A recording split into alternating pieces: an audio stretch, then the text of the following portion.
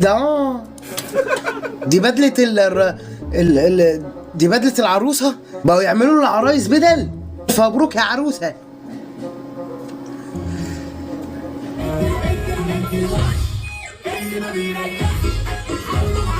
انت بوثي، انت ملاك الرحمة، انت الوحش اللي ما بيريحش.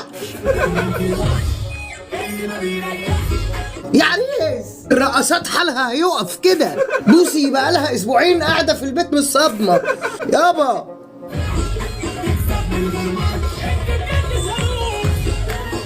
اقول لك على حاجة يا عروسة، الف مبروك، انت دخلت الترند من اوسع ابوابه، حرفيا من اوسع ابوابه. انا نفسي اشوفه، عايز اشوفه.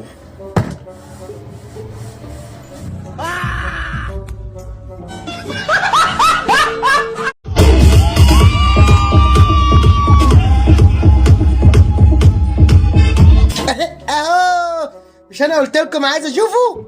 شفتوا؟ دي ايه دي؟ تورته ايس كريم يا عريس؟ قاعد بتلحس انت على جنب وسايب الدنيا خربانه بره.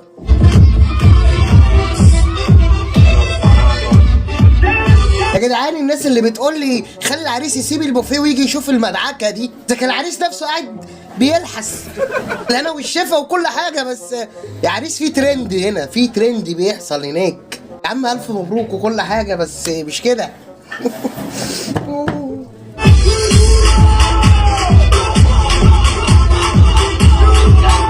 ايوه العريس فك الزرار بتاع البدله وساخن معانا. وانت هتعملها في الفرح ولا ايه؟ امسك نفسك يا عم، متستعجلش، هتاكل الايس كريم كله لوحدك.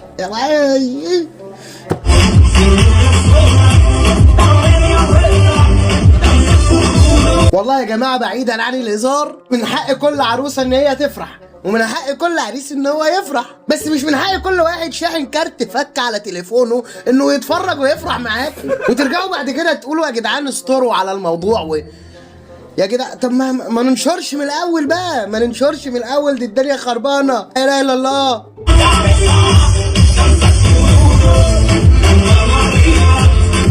يا جماعه ما تبقوش تافهين، بلاش الكومنتات بتاعت يا بهاء العروسه خبره، خبره يا لهوي.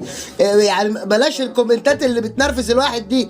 من حق كل مواطن انه يفرح، ومن حقنا ان احنا كمان نفرح. وانتوا تفرحوا واحنا نعيط؟ هنقعد بقى ما لقيناش في الورد عيب نقول له احمر خدين.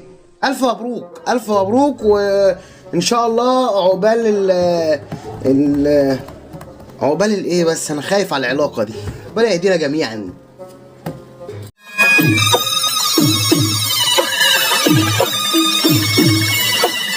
معلش يا جماعه بعد اللغط اللي حاصل على الموضوع دوت، عشان الواحد زهق وقرف. والله كده كده احنا قلنا الف مبروك وسيب الناس تفرح، فانا هسيب الناس تفرح عادي. اصل مش انا اللي هكسر فرحه حد يعني. ده اولا. ثانيا محدش برضو يقول ان دي تسريبات من الفرح او الناس نشروا الكلام ده غصب عنهم.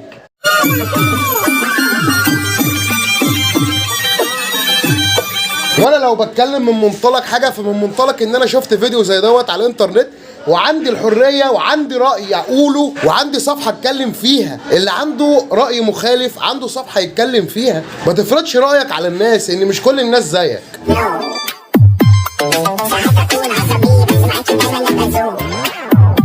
كل واحد حر في اللي هو يعمله، وكل واحد حر في انه ينتقد حاجه هو شايفها غلط، طالما ما بيغلطش في حد.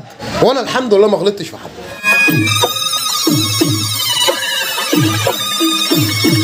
لكن الناس بتاخد كلامي بتستصعبه تقريبا، او بتحسه ان هو صعب، فانا ما اعرفش ليه بصراحه. يمكن الصراحه، يمكن الحق بيزعل، مش عارف. على العموم الف مبروك لثالث مره.